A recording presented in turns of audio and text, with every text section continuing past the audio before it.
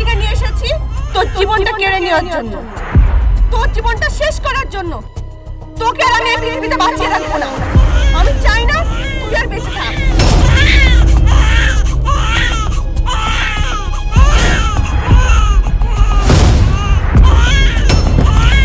হায় আল্লাহ, এ মেয়ে কি বলছে? মা হয়ে নিজের সন্তানটাকে এত উঁচু বিল্ডিং থেকে ফেলে দেবো বলছে। ওর কি একটু মায়া দেওয়া নেই? আসলে কি সন্তানটা উনার না অন্য কারো? ও কি মা না অন্য কিছু? কারণ তুই বেঁচে থাকলে আমি আর কোনো সুখ পাবো না। আমার জীবনের সুখ শান্তি সবকিছু কেড়ে নিয়েছিস তুই। না না, যেভাবেই হোক এই বাচ্চাটাকে বাঁচাতে হবে। বাচ্চাটার কোনো ক্ষতি হতে দেওয়া যাবে না। তাই আমি চাই না তুই আর এই পৃথিবীতে বেঁচে থাক। আমি তোকে মেরে ফেলবো, আজকে মেরে ফেলবো। দাঁড়া, তোকে দেখাচ্ছি মজা।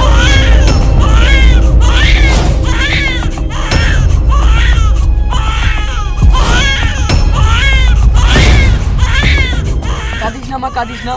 আমি তোর কোনো ক্ষতি হতে দেবো না।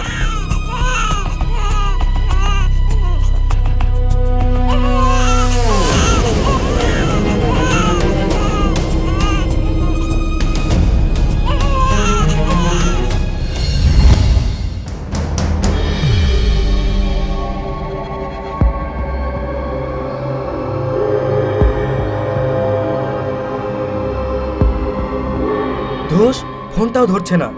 এখন আমি কি করব? এদিকে আমার মেয়েটাকেও গোটা বাড়ি খুঁজে পাওয়া যাচ্ছে না।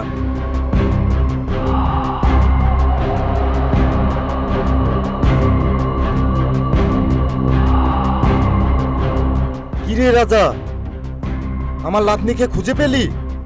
না বাবা, আমি কোথায় খুঁজে পাবো? উপরে করে খুঁজে দেখেছো তুমি? গোটা বাড়ি তন্ন তন্ন করে খুঁজেছি, কোথাও আমার লাতনিকে পাইনি।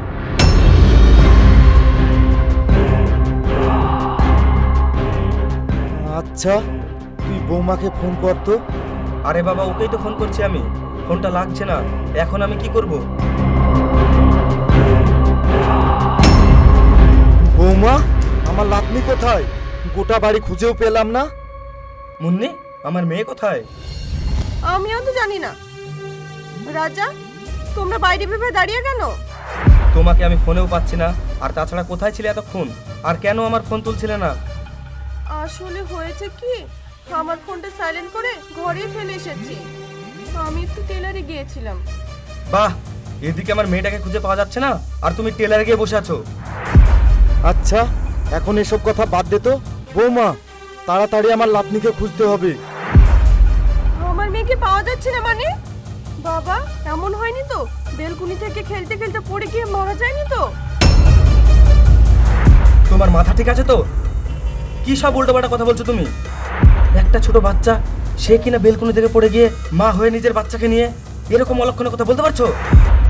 না, আসলে আমাদের মেয়ে নেই তো, আর তাকে খুঁজেও পাওয়া যাচ্ছে না। তাই আমি উল্টো পাল্টা কথা বলে ফেলেছি। প্লিজ তুমি আমার কথা কিছু মনে করো না। চলো না, আমরা একটা কাজ করি, আমরা সবাই আবার বাড়িটাকে একবার খুঁজে দেখি। বৌমা, আমি গোটা বাড়িটা খুঁজেছি, কিন্তু কোথাও পাইনি। আচ্ছা, একবার দেখি না। চলেন, আমরা সবাই মিলে আরেকবার খুঁজে দেখি। তারপর না হয় আমরা থানায় যাব।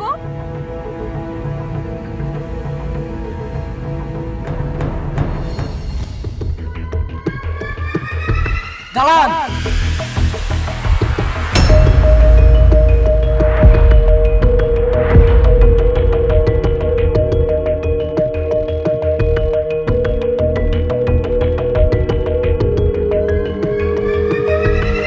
স্যার, দেখুন তো এটা আপনাদের বাচ্চা কিনা।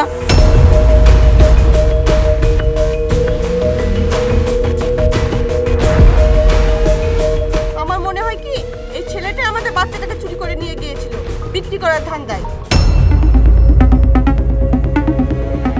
যখন কোনো কাস্টমার পাইনি, বিক্রি করতে পারেনি, তখন বাচ্চা আবার আমাদেরকে ফেরত দিতে এসেছে।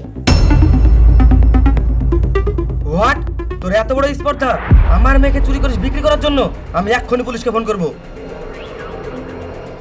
শোনেন, পুলিশকে ফোন করে যেহেতু আমাকে ধরিয়ে দেবো বলছেন, আমাকে ধরানোর আগে আপনার বউকে পুলিশ দিয়ে ধরিয়ে দেন।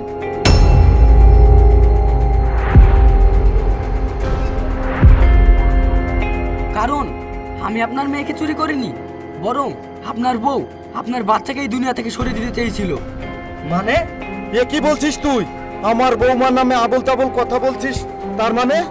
হ্যাঁ স্যার, আমি আজকে পাশের বিল্ডিংয়ে কাজ করছিলাম, তখন হঠাৎ করে দেখি আপনার স্ত্রী রাগ মুখ নিয়ে আপনার বাচ্চাকে বলছে, তোকে এই দুনিয়া থেকে সরিয়ে দেব, তোকে মেরে ফেলবো, তোকে আর এই দুনিয়াতে বাঁচিয়ে রাখবো না।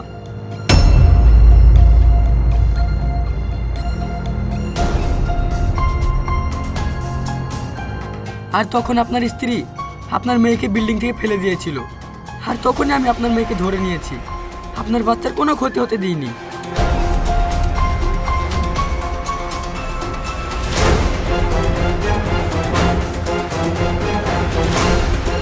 তারপর আমি ওনার পিছন পিছন আসলাম, দেখলাম যে উনি কোথায় যায়, তারপর আমি ওনার পিছন নিয়ে এখানে আসলাম। এই ছেলেটা যা যা বলছে সব কি সত্য? হ্যাঁ, সব সত্য। আমি কি করব? হ্যাঁ, কোথায় কোথায় তুমি আমাকে বলো। এই বাচ্চার জন্য নাকি আজ আমি এ বাড়ির বউ, আর এই বাচ্চার জন্য নাকি তুমি এ বাড়িতে আমাকে রেখে দিয়েছো। সবকিছুতে এই বাচ্চার অজুহাত আমি কেন নেব? আজকে যদি এই বাচ্চাটিকে আমি কোলে পিঠে করে মানুষ করি না, তাও আমাকে দিন শেষে এই পরিচয়টা পেতে হবে, আমি ওর সৎ মা।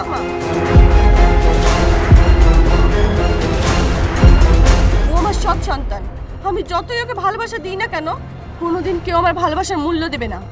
ওর কোনো কিছুতে যদি ওর নিজে থেকে ক্ষতি হয়ে যায়, তাও সে দায়ভার আমার উপরে এসে পড়বে। তাই আমি চেয়েছিলাম ওকে মেরে ফেলতে।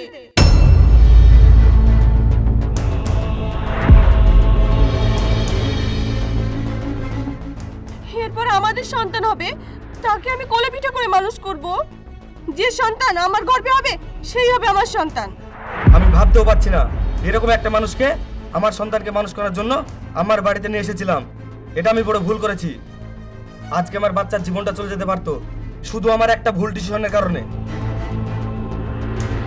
বাবা, আমি এত বড় ভুল কাজটা কিভাবে করলাম? আরে ও তো মানুষ না, ও তো একটা খুনি। যে মানুষটা আমার মেয়েকে মেরে ফেলার চিন্তা ভাবনা করতে পারে, সে আর যাই হোক আমার সন্তানের মা হতে পারে না। তোমার মতো মেয়ের সাথে সংসার করা তো দূরের কথা, তোমার আমি ছায়া দেখতে চাই না। ছি বৌমা ছি, তোমার এতটুকু বিবেকে বাঁধলো না? এইটুকু বাচ্চাকে তুমি অত বড় বিল্ডিং এর উপর থেকে ফেলে দিয়েছিলে? ফেলতে গিয়ে তোমার বুক কাঁপলো না? তুমি তো একটা খুনি। রাজা, তুই এই মুহূর্তে ওকে এই বাড়ি থেকে বার করে দে। আমার লাতনির সমস্ত দেখভাল আমি নিজেই করব। বাবা, ওকে তো আমি এই বাড়ি থেকে বের করবই, ডিভোর্সও দেব। কিন্তু আমার বাচ্চাকে যে খুন করতে চেয়েছিল, এটার জন্য আমি ওকে থানায় দেব। ওকে সর্বোচ্চ শাস্তি দেওয়ার ব্যবস্থা করব। বের হয়ে যা, এক্ষুনি আমার বাড়ি থেকে বের হয়ে যা, না হলে কিন্তু খুব খারাপ হয়ে যাবে। রাজা, আমার একটা কথা তো শোনো। আমি তোমাকে কথা দিচ্ছি, এখন থেকে আমি ওকে মেয়ের ভালোবাসাই দেব। আমি ওকে নিজের সন্তানের মতোই মানুষ করব। প্লিজ, তুমি আমাকে ডিভোর্স দিও না। আমাকে আর একটা সুযোগ দাও। কি? তোর মতো কাল নাগিনীকে আমি আবারও বিশ্বাস করব? নেভার। একবার বিশ্বাস করে তোকে আমি এই বাড়িতে এনেছিলাম শুধুমাত্র আমার মা হারা মেয়েটাকে মানুষ করার জন্য। সেই বিশ্বাস আজকে ঘুরে ধরেছে। বেরিয়ে যা, তুই আমার চোখের সামনে থেকে বেরিয়ে যা। তোর আমি ছায়াটাও দেখতে চাই না। তোর সাথে দেখা হবে আদালতে। Out, get out. রাজা, রাজা, আমার একটা কথা। চুপ, বেরিয়ে যা এখান থেকে। আমি তোর একটা কথা শুনতে চাই না।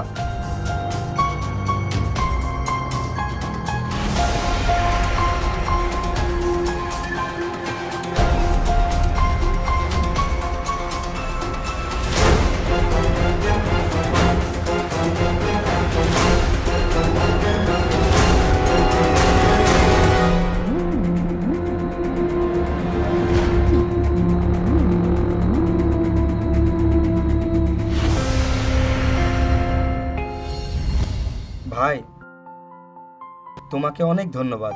তুমি যদি আজকে আমার মেয়েকে না বাঁচাতে, তাহলে হয়তো আমার এই বাচ্চার মুখটা আমি আর কোনোদিনই দেখতে পেতাম না।